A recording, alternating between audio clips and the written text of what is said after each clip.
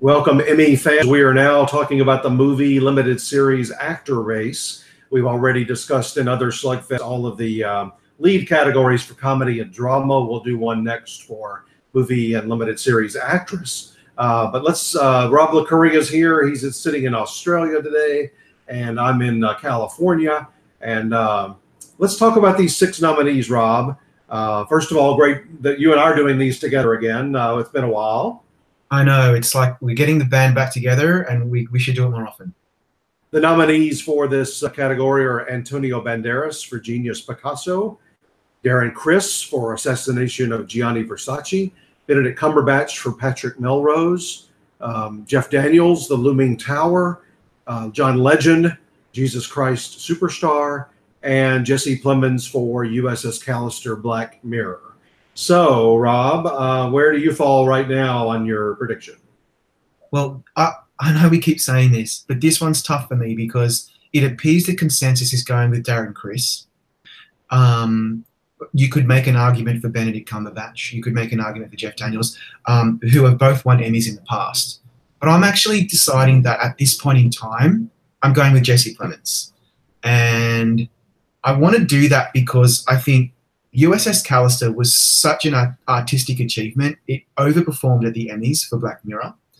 And I remember back in the day, I think it was 2011, when Barry Pepper won for the Kennedys in this category over people like Idris Elba and Larry Fishburne and William Hurt.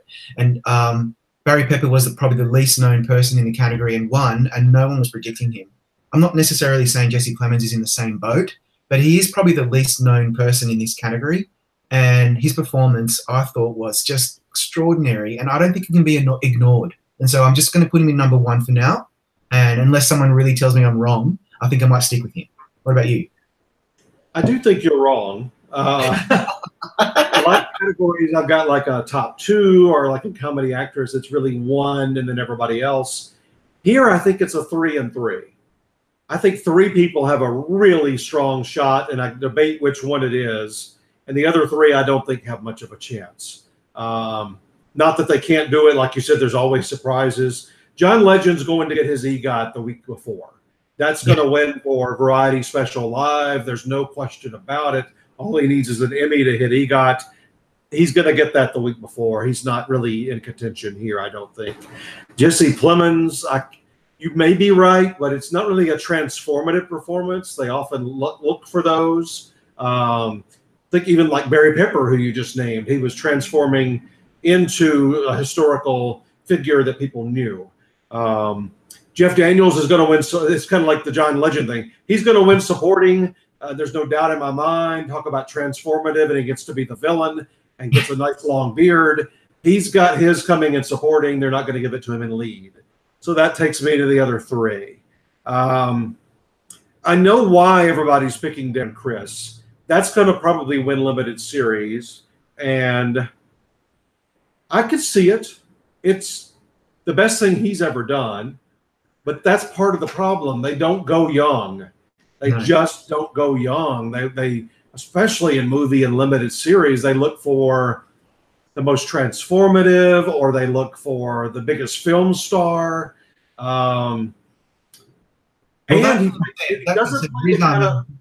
Riz Ahmed did last year, though. Sorry to interrupt you, but he did win last year, and so there is some exceptions. But go ahead. Well, don't take all my arguments away. Okay. They also don't go, I mean, Oscars nor Emmys go straight up villainry. They'll go for a villain like a J.K. Simmons at the Oscars because there's a twinkle in his eye. The person is kind of over the top and having fun with it.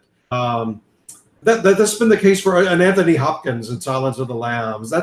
I know that's a villain. I know there even Javier Bardem. I mean, there's such an over the topness to those kinds of villains. This is just a pure mass murderer villain. There's no redemption, no twinkle at all here, and that's how he's supposed to play it. He's not doing anything wrong, but the combination of the 2 makes me wonder if they're going to give it to him, especially when you've got Benedict, who's the biggest film star, who has won in a surprising way before for Sherlock, and his limited series is also in that competition. And it's a very, I mean, Beatty, drug use, alcohol use, suicidal thoughts. I mean, it covers 30 years of time. There's a lot that Emmy voters might want to go for. And I know you need to jump back in, but I'll just say, and then Antonio Banderas gives the most really transformative performance. I mean, you go from a much younger version that Alex Rich is playing the really younger version, but then Antonio, you cover quite a few decades, and he becomes the elderly, bald, and he's way over the top. I mean, he's playing a very colorful character, let's say, and that's up for limited series. So we know that the voters were watching the programs in general, unlike, let's say, Looming Tower or a couple of these others in other categories where they weren't necessarily watching the program. Yeah. Look, the thing is, Darren Criss, what you're saying, I understand. And the reason why I'm thinking he could still win and I could go with consensus is his performance is really intense. He has this intensity about him, which is what he's supposed to do as this particular character. And he's really magnetic and he really pulls off the character beautifully. Antonio Banderas is also amazing as Picasso. Really, really pulled that off fantastically. And he hasn't been nominated for such a long time. 2004 was his only other nomination. He's a really big name, and perhaps maybe they might be quite happy to give this prize to him. I also recall Benedict Cumberbatch winning back in the day for Sherlock, and he beat the Ryan Murphy person who was Mark Ruffalo for A Normal Heart. So there are a lot of narratives here, and Benedict Cumberbatch, this could be the only thing that Patrick Melrose and maybe even Showtime wins in the big categories. So I think you're right to say that he's probably going to be someone that we need to pay attention to. But, I cannot veer away from Jesse Plemons at this point. And I'm not being a very good Emmyologist because I'm not giving you a lot of excellent arguments for him. I just have this gut feeling, and sometimes I'm just going to... That's probably going to win movie. I mean, it's almost a certainty it's going to win movie. So that does help his cause. Yeah. The thing you just mentioned, Daniel just had an article, and that's why I put Benedict in first. I think I had Darren in first forever. This really might be like the Normal Heart year. I mean, Benedict didn't just pull off an upset.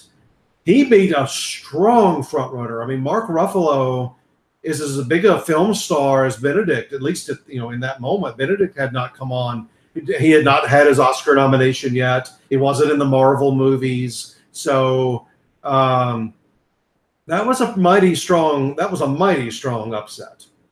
Yeah, unbelievable. I'll never forget it, actually. So it could happen again. And I just interviewed him. You can watch that interview.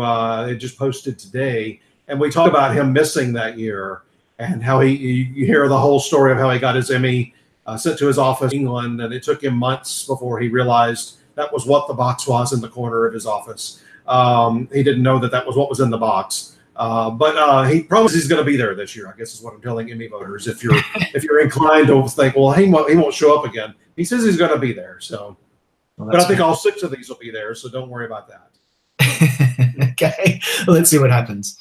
All right. Well, thanks, everybody. We've made our predictions. You can go to our prediction center. Well over 1,000 people have predicted, and that'll probably get up to 4,000 or 5,000 by the middle of September. So jump in now.